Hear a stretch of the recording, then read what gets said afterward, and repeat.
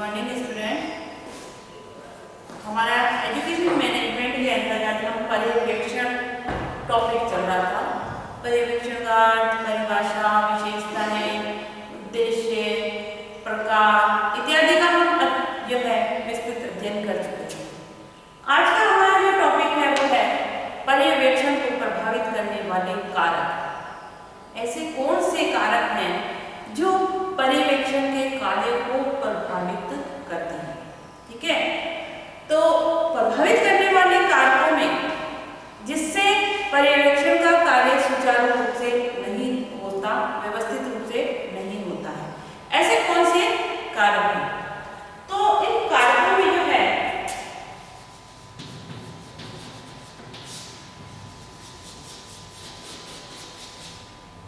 कारकों में पहला है प्रधानाचार्य, दूसरा है शिक्षक व छात्र, तीसरा है अन्य कर्मचारी, चौथा है प्रशासनिक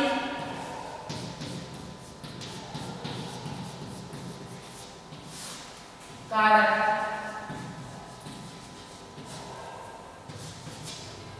और अगला है राजनीतिक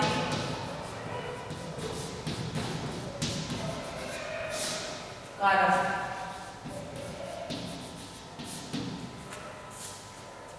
पर्यवेक्षण को प्रभावित करने वाले कारकों में जो है 5 प्रमुख कारक बताए हैं जो एक पर्यवेक्षण से कार्य को प्रभावित करता है, या हम ये कहें कि जिसके कारण से पर्यवेक्षण का कार्य सही रूप से नहीं चलता है या नहीं होता है, और जिसका परिणाम भी सही नहीं होता, अर्थात कार्य में सुधार भी सही ढंग से नहीं होता है।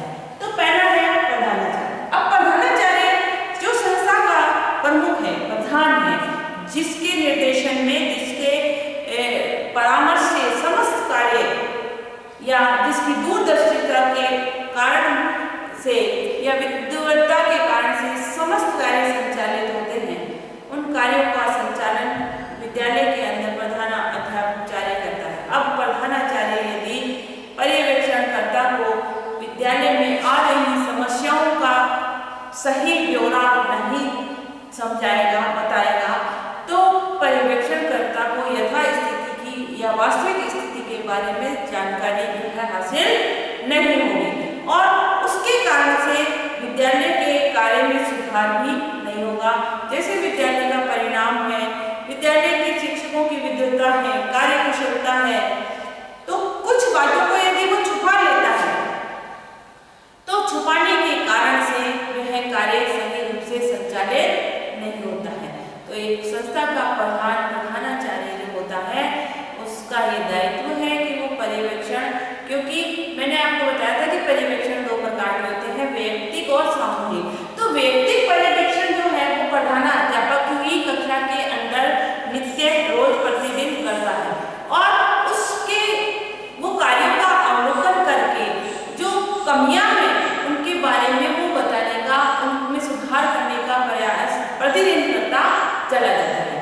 तो जो पर्यवेक्षण अधिकारी व्यक्ति सामूहिक पर्यवेक्षण के अंतर्गत समूह के अंदर विद्यालय का पर्यवेक्षण करने के लिए आते हैं, उनको सही वस्तु स्थिति से, विद्यालय की सही वस्तु स्थिति से अवगत यदि प्रधानाचार्य नहीं करता है तो विद्यालय के अंदर शैक्षणिक गुणवत्ता में सुधार भी संभव नहीं होता है।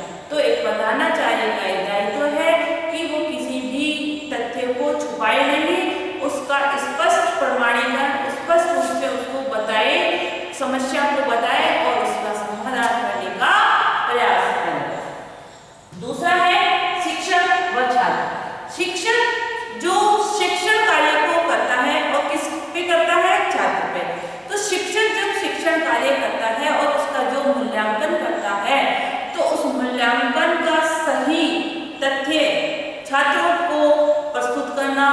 बारे में सही जानकारी देना, शिक्षण के अंतर्गत किस समस्या का समाधान, किस समस्या को वो ज्यादा फेस कर रहा है, कौन सी समस्या अधिक गंभीर रूप से आ रही है, उस समस्या को यदि वो छुपाता है तो समस्या जो है एक विकराल रूप में सामने आती है और न छात्र शिक्षा ग्रहण करते हैं, न शिक्षक सही रूप से शिक्षण कार्य कराने के लिए प्रेरित होता है। तो दोनों को जो भी समस्या है उसको खुलकर प्रस्तुत करना, उस समस्याओं को दूर करना, उसका समाधान करने का प्रयास करना। ठीक है। तीसरा है अन्य कर्मचारी। इसके अलावा विद्यालय में जो कार्यालय कर्मचारी हैं, चतुर्थ श्रेणी कर्मचारी हैं और जो भी विद्यालय से संबंधित कार्य के अंदर कर्मचारियों की नियुक्ति की जाती है, उन जो वो पर्यवेक्षण करते हैं, वो जिसमें उनको समस्या आती है उस समस्या के बारे में उनको विस्तृत जानकारी है अपने प्रधानाचार्य को करानी चाहिए। अगला है प्रशासनिक कार्य। प्रशासन जो होता है एडमिनिस्ट्रेटिव एरिया, जो हर संस्था का एक अलग विभाग होता है। विद्यालय से संबंधित नीतियां, योजनाएं, वित्त की व्यवस्था, भावी योजनाएं, उसको देखने संचालित करने का कार्य एडमिनिस्ट्रेटिव का होता है। वो नई नई योजनाएं बनाता है, उनको देखता है, उनको इसका मूल्यांकन करता है। तो प्रशासनिक क्षेत्र के जो एडमिनिस्ट्रेटिव क्षेत्र के अधिकारी होते हैं, वो जब विद्यालय का एडमिनिस्ट्रेटिव चलाते हैं तो उनका ये दायित्व है कि विद्यालय में शिक्षण कार्य से संबंधित या विद्यालय की शैक्षणिक गुणवत्ता को बढ़ाने के लिए जो जो कार्य उसको करने चाहिए वो कार्य उनको प्रतिदिन निष्पक्ष होकर करने का प्रयास करना चाहिए और उसको दूर करने की कोशिश करनी चाहिए। राजनीतिक दल का किसी भी तरह से विद्यालय के कार्य में कोई हस्तक्षेप नहीं होना चाहिए। राजनीतिक एक अलग क्षेत्र है, शैक्षणिक कार्य एक अलग क्षेत्र है। यदि विद्यालय के अंदर राजनीतिक दलों का हस्तक्षेप हो जाता है तो वहाँ पर जिस उद्देश्य को लेकर विद्यालय की स्थापना की गई है, अर्थात शैक्षणिक गुणवत्ता स्थापित करना, देना और लेना, वह कार्य जो है शिक्षालय में राजनीति का कोई कार्य नहीं है। हाँ, यदि राजनेता यह कर्तव्य माने कि शिक्षा को बढ़ाना, देश के हर नागरिक को शिक्षित करना, छात्रों को अधिक से अधिक सुविधाएं उपलब्ध कराना, यदि वो उस कार्य को, उस उद्देश्य को लेकर कार्य करते हैं तो वो पॉजिटिव इफेक्ट है। नेगेटिव रूप में दल बनाना, दल गुटबाजी करना या अपनी पार्टी का प्रचार प्रसार करना, वो विद्यालय में यदि राजनीतिक क्षेत्र का होता है तो वो विद्यालय में सही पर्यवेक्षण नहीं है। इस प्रकार से जो है विद्यालय के अंदर पर्यवेक्षण जो है वो प्रभावित करने वाले, अर्थात पर्यवेक्षण के माध्यम से जो कार्य में सुधार की अपेक्षा की जाती है वो सुधार उसके अंदर नहीं होता है।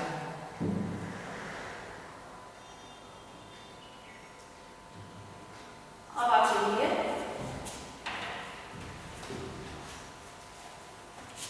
पहला है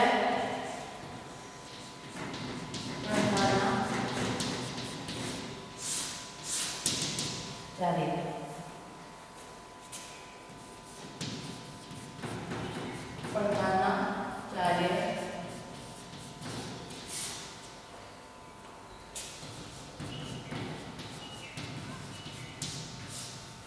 संस्था का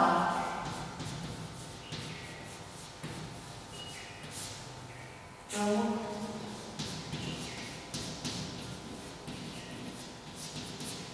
होता है, जो विद्यालय के प्रशासनिक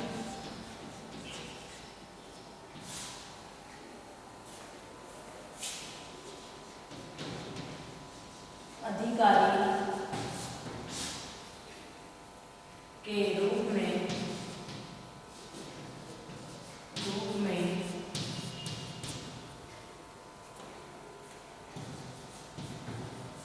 जाना जाता है।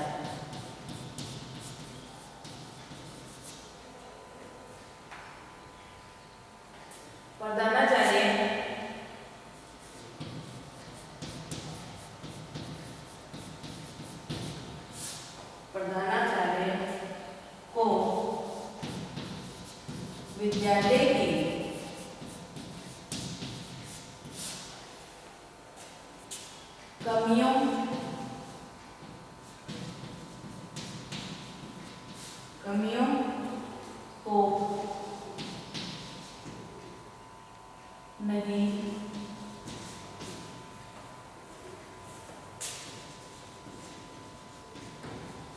छुपाना चाहिए।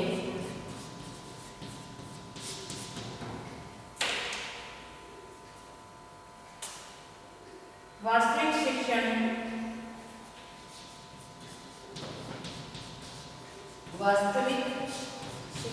में आ रही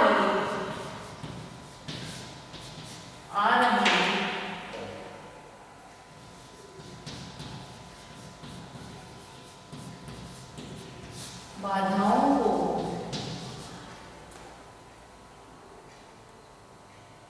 स्पष्ट रूप से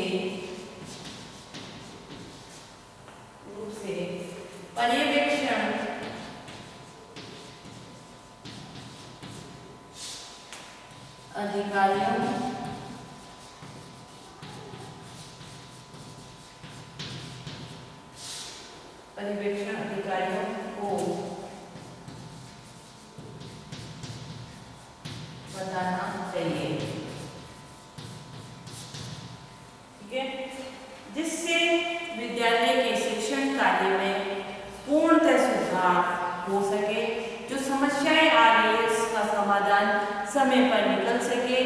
एक समस्या विकराल रूप ले लेती है जब हम उसको छुपाने का प्रयास करते हैं, उसको छुपाकर हम उस समस्या को और अधिक बढ़ाते हैं, कम नहीं होती है।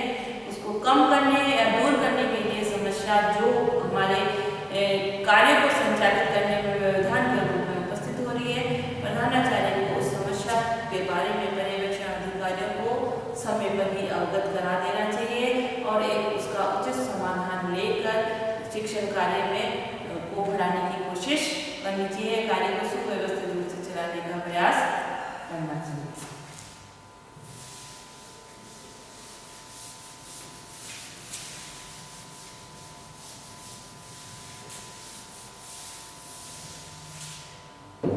दूसरा है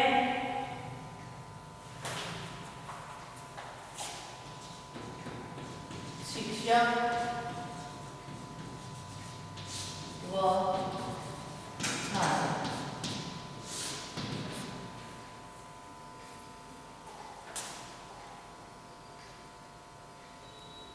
शिक्षक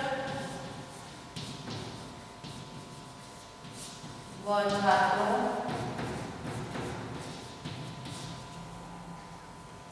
में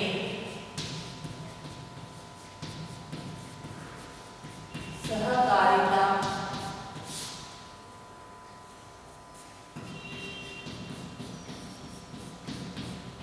सत्यता और विनम्रता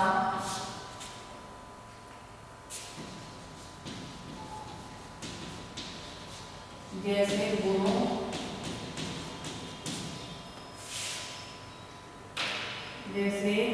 गुणों का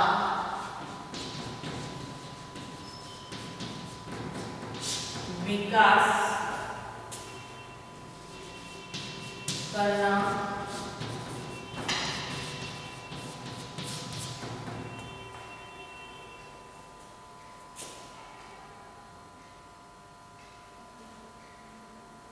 शिक्षक का छात्रों के व्यवहार व छात्र का शिक्षकों के कार्यों का पर्यवेक्षण करके कार्य में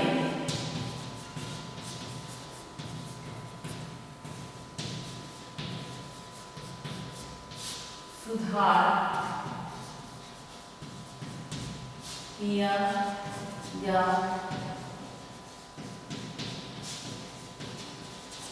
सकता है। तीसरा है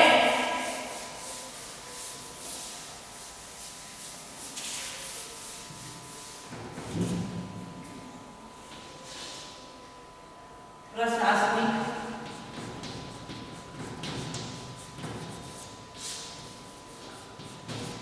अधिकारी। प्रशासनिक अधिकारी द्वारा भी जो है विद्यालय के प्रशासन को सही रूप से चलाने में बहुत महत्वपूर्ण भूमिका। प्रशासनिक अधिकारी कहा जाता है कि जैसा राजा वैसी प्रजा। तो जो प्रशासन बनाने वाला है वो संस्था के नियमों को निर्धारित करता है, संस्था के लिए नई नई योजनाएं लाता है, नई नई शिक्षण पद्धतियों को विकसित करने पर बल देता है, कुछ इनोवेशन करना उनके जो है उद्देश्य रहता है। तो उसके माध्यम से वो कुछ नया करके अपनी संस्था का कल्याण करना या उसको अपडेट रखने का प्रयास करते हैं। तो प्रशासनिक एडमिनिस्ट्रेटिव अधिकारी का समय समय पर विद्यालय का प्रशासन संबंधी योजनाओं को देखना, उसका मूल्यांकन करना और उसमें सुधार कराने का प्रयास करना, ये एक एडमिनिस्ट्रेटिव के जो है प्रमुख गुण वाले वह हैं। अब है अगला है चौथा, राजनीतिक दल के बारे में मैंने बता दिया कि राजनीतिक पार्टी का विद्यालय के अंदर कोई हस्तक्षेप नहीं होना चाहिए। प्रशासन जो है जब राजनीति आ जाती है तो उसमें आर्थिक कारक, अर्थ जो वित्त से संबंधित कारक है वो एडमिनिस्ट्रेटिव अधिकारियों का ही होता है। अब संस्था चला रहे हैं और हमारे पास उचित धन नहीं है या धन की कमी है, तो हमारे पास साधन सुविधाएं भी कम होंगी, हमारी योजनाएं भी कम होंगी। कहा जाता है कि पैर में घुंघरू होने पर ही जो है व्यक्ति नाचता है, अर्थात जितना हमारे पास धन होगा उतना ही हमारी योजनाएं विस्तृत होंगी, उन योजनाओं के बारे में नीतियां बनेंगी और योजनाएं बनेंगी और उतना आमदनी, तो आमदनी के अनुसार खर्च होने चाहिए। ठीक है, ऐसा नहीं है कि आमदनी कम और खर्च ज्यादा तो संस्था क्या होगी, घाटे में चली जाएगी। कोई भी संस्था जो स्थापित की जाती है वो अर्थ के रूप में सशक्त या धन अर्जन के लिए फायदे के रूप में स्थापित की जाती है, तो वही उद्देश्य को लेकर जो है उसका संस्था में योजना बननी चाहिए। और आर्थिक रूप से यदि हम संपन्न नहीं होंगे हम उस कार्य को सही रूप से नहीं कर सकते। इसमें देखो पर्यवेक्षण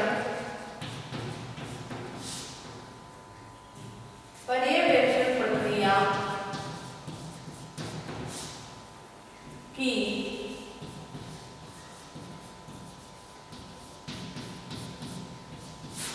सफलता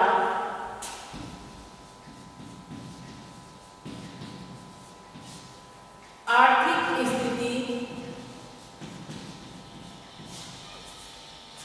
पर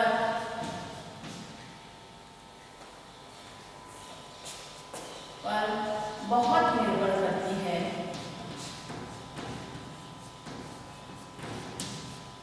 बहुत निर्भर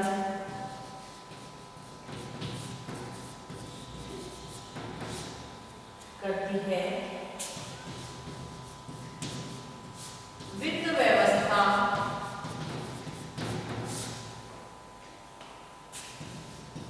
सुदृढ़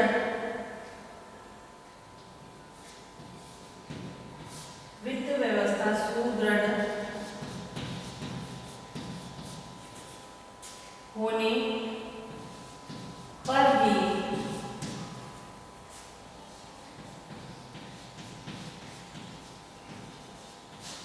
शैक्षणिक प्रशासन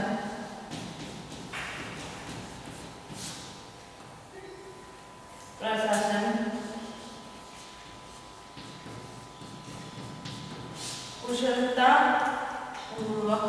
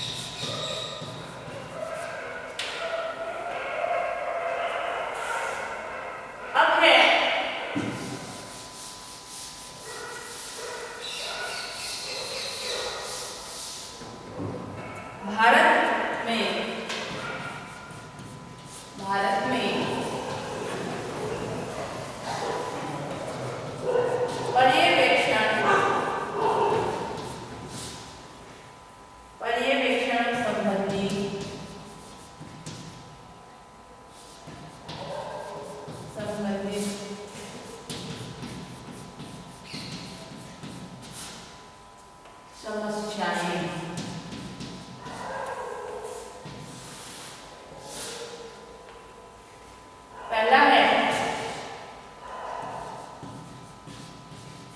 पर्यवेक्षकों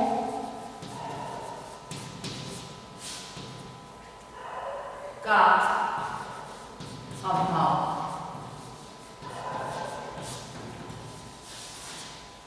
दूसरा है कार्यभार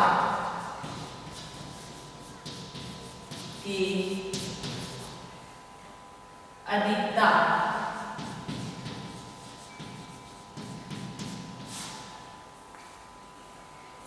तीसरा है पर्यवेक्षकों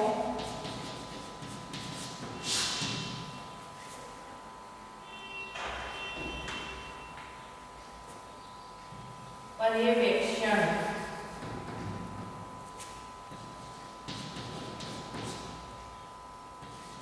कार्य में शीघ्रता।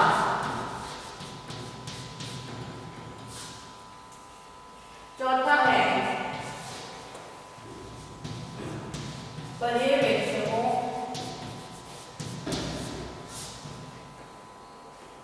को का प्रशिक्षित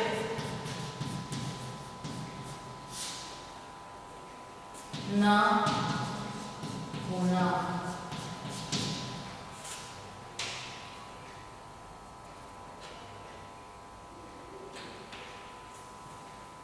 और पांचवा है अध्यापकों को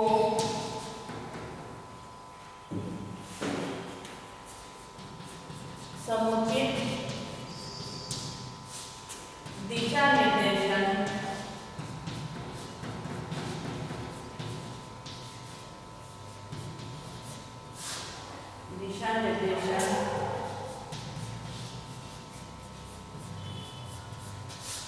न मिलना। भारत के अंदर हमारे देश में पर्यवेक्षण से संबंधित प्रमुख समस्याएं कौन कौन सी हैं, जिसके कारण से उचित रूप से पर्यवेक्षण कार्य नहीं हो सकता है। उसमें पहला है पर्यवेक्षकों का अभाव। अच्छा, पर्यवेक्षकों के लिए जो ट्रेनिंग होनी चाहिए, जो गुण होना चाहिए, जो क्वालिटी होनी चाहिए, वो पर्याप्त मात्रा में पर्यवेक्षकों के अंदर नहीं मिलती और उचित पर्यवेक्षक की संख्या नहीं है, कमी है, जिसके कारण से जो है पर्यवेक्षण कार्य जो है सही समय पर नहीं हो सकता। दूसरा है कार्यभार की अधिकता। कार्यभार अधिक होने के कारण से जो होता है, जब काम ज्यादा होता है तो हम काम को क्या होता है जल्दी जल्दी सुलझाने की कोशिश करते हैं। तो जिस कार्य को जितनी गंभीरता से या जितनी अच्छी तरह से देखने की जरूरत होती है वो हम नहीं देख पाते, क्योंकि हमारे पास ऑलरेडी बहुत सारा काम होता है। तो कार्य को कम करके एक कार्य को व्यवस्थित रूप से सही रूप से करने के लिए कार्य को कम किया जाए और उससे एक क्वालिटी जो है ली जाए। तीसरा है पर्यवेक्षण कार्य में शीघ्रता। जल्दी जल्दी जब हम कार्य की अधिकता होने के कारण पर्यवेक्षण करता कार्य को जल्दी जल्दी और देखता है, तो जो कमियां होती हैं वो उसकी एडिट निकल जाती हैं और कमियां बनी रहती हैं।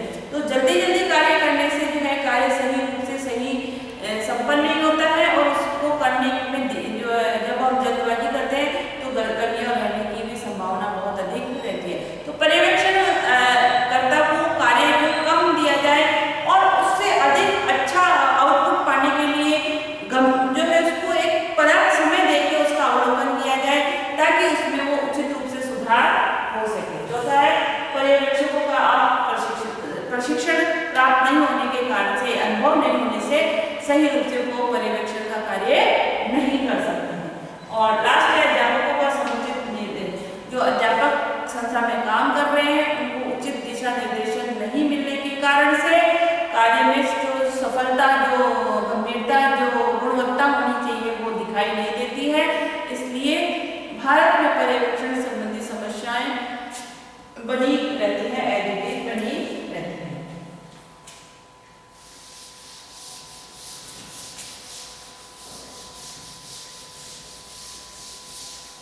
आपका कार्य है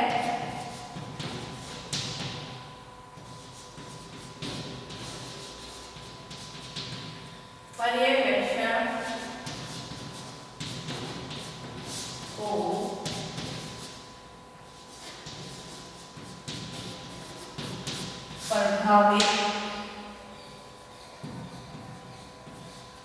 करने वाले कारकों व भारत में पर्यवेक्षण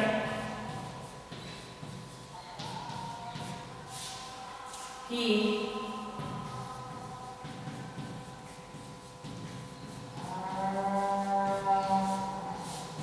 समस्याओं